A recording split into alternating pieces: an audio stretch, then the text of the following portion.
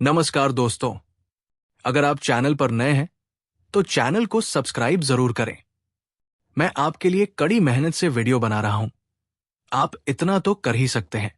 तो चलिए कहानी में आगे बढ़ते हैं। भदरवा के चित्रा की गर्मी बदन जला रही है। आसमान में छाए बादल आंखों को दुखा रहे हैं। बारिश कई दिनों से हो रही है और अब तो लोगों ने उम्मीद भी छोड़ दी है।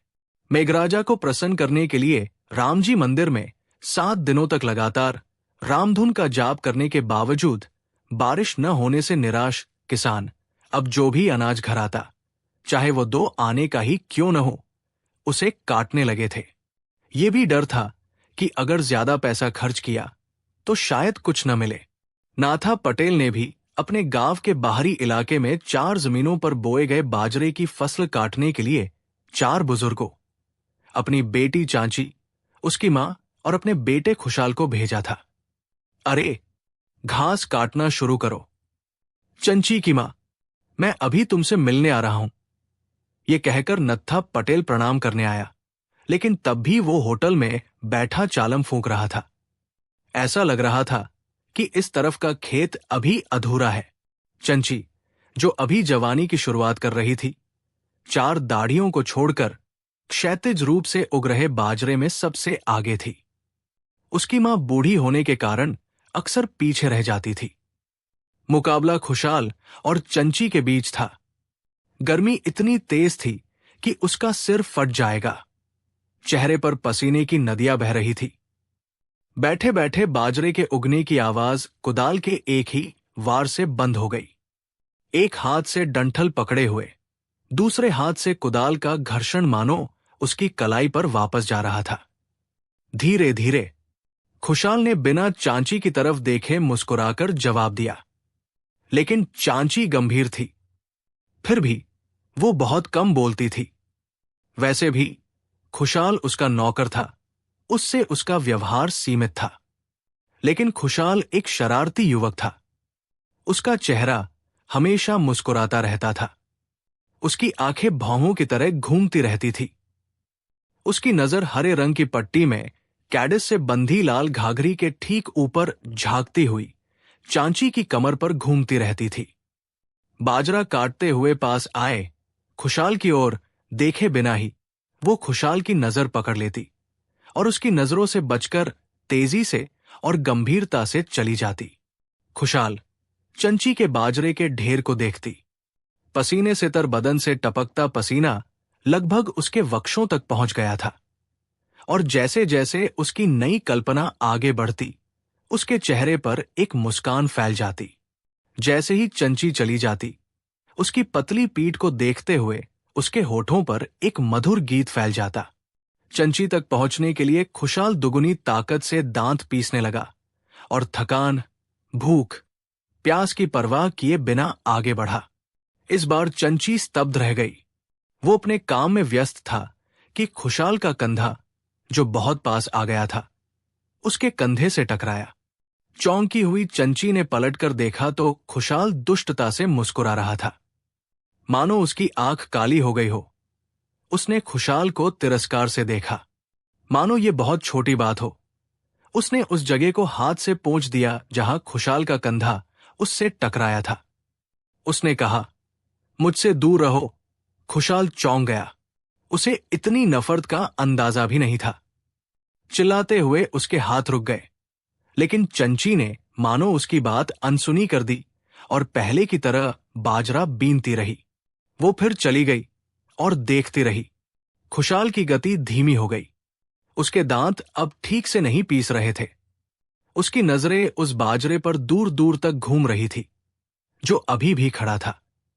उसे समझ नहीं आ रहा था कि वो चंची में क्या ढूंढ रहा है।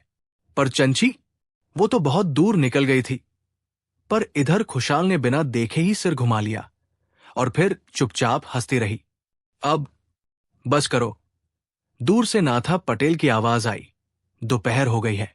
मैंने रोटी खाई और 1 घंटा आराम किया। भाई, समय हो गया था।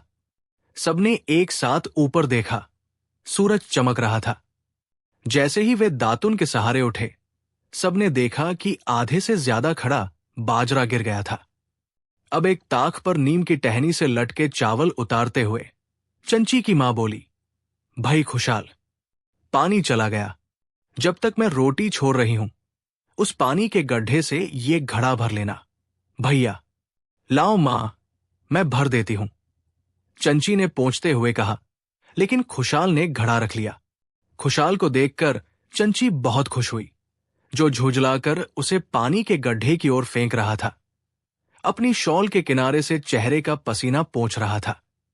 फिर भी वो खुशहाल को पसंद करती थी, पर कुछ कहती नहीं थी। खेत से थोड़ी दूर एक झाड़ी थी, और झाड़ी के नीचे उतरने पर पानी का एक तालाब निकल आता था। नदी का बहाव रुक भी जाए तो भी ये तालाब 12 महीने पानी से भरा रहता था। चांची खुशहाल को तब तक देखती रही जब तक वो झाड़ी के पीछे ओझल होकर नीचे नहीं उतर गया। लेकिन उसकी चाल देखकर उसके मन में तुरंत करुणा जाग उठी। हाय, तुमने तो बेचारे का अपमान ही कर दिया। बैठकर उसने टूथपिक से जमीन पर खुशहाल 2206 उकेरने की कोशिश की, पर ज्यादा पढ़ा लिखा नहीं था, सो जैसे तैसे लिख डाला। खुशहाल का चेहरा उसकी आंखों के सामने तैर गया। उसे पता ही नहीं चला कि जानबूझकर कंधे हिलाने के बाद वो कितनी शरारत से हंस रहा था। एक पल के लिए उसके कंधे झंझना उठे और चंची का हाथ उसके कंधे पर फिरता रहा। उसने सोचा, अगर खुशहाल ने फिर कभी उसका कंधा छुआ तो वो उसे पकड़ लेगी, सहलाएगी, यहां तक कि उठा भी लेगी। खुशहाल के साथ अपने पिछले व्यवहार पर पछतावा करते हुए चंची ने फैसला किया, इस बार मैं खुशहाल के पीछे जाकर उसे दोगुनी ताकत से थप्पड़ मारूंगी। सालो मुझे कैसे देखता है, मानो वो मेरा बॉस ही न हो। खुशहाल, खुशहाल, खुशहाल उसकी आंखों, कानों, होठों और दिल में हर जगह था। चंची, बेटा, नाथा पटेल ने अपना सिर पकड़कर हिलाया। क्या खुशहाल खुशहाल बड़बड़ा रही है? चंची अचानक जाग गई। थोड़ा चौंक कर उसने नीचे देखा। बस, उस झरने के पास जाओ। पानी का क्या हुआ? खुशहाल किसी का चलम तो नहीं पी रहा होगा। जाकर उसे बुला लाओ, बेटा। नाथा पटेल के निर्देश देते ही चंची उठ खड़ी हुई और झरने की ओर दौड़ पड़ी। तेजी से झाड़ियों को पार करती हुई वो सरसराती हुई खड्ड में उतरती रही। खुशहाल से मिलने का ये मौका कहां से आया? दौड़ती हुई चंची दौड़ती रही, घुटनों के बल भी। लेकिन अचानक उसके पैर रुक गए। जलाशय के किनारे सिर्फ एक घड़ा पड़ा था। घड़ा, और वो भी खाली। खुशहाल कहीं नजर नहीं आ रहा था। चंची चिल्लाई, शाल, ओ खुशहाल। लेकिन खड्ड से उसकी अपनी आवाज की गूंज गूंजती रही। चंची के मन में एक भयानक विचार आया और वो घबरा गई। उसके शरीर का खून रुक गया, उसका दिल धड़कना बंद हो गया। वो उसकी सांसें सुन सकती थी। वो कांप रही थी, मानो अब उसे खुशहाल के प्रति खोखली नफरत दिखाने की अपनी गलती की गंभीरता का एहसास हो गया हो। उसने सोचा, क्या खुशहाल इतना कमजोर दिल का हो सकता है? उसकी आंखों के सामने बस एक खाली घड़ा था। बाकी दुनिया गायब हो रही थी। खुशहाल अब इस दुनिया में नहीं था। वो गहरे पानी में कूद चुका था। दोस्तों, हमें कभी किसी का बुरा नहीं करना चाहिए और हमेशा अच्छे कर्म करने चाहिए। तो दोस्तों, ये थी आज की कहानी। एक ऐसी कहानी जो रहस्यों, भावनाओं और सवालों से भरी थी। अगर आपको ये वीडियो पसंद आया तो प्लीज इसे लाइक करें और अपने दोस्तों के साथ शेयर करें, ताकि ये दिल को छू लेने वाली कहानी ज्यादा से ज्यादा लोगों तक पहुंचे। और अगर आप आगे भी ऐसी ही रहस्यमयी, दिलचस्प और सोचने पर मजबूर करने वाली कहानियां सुनना चाहते हैं, तो हमारे चैनल को सब्सक्राइब करना न भूलें, क्योंकि हम हर बार आपके लिए कुछ नया और अनएक्सपेक्टेड लेकर आते हैं।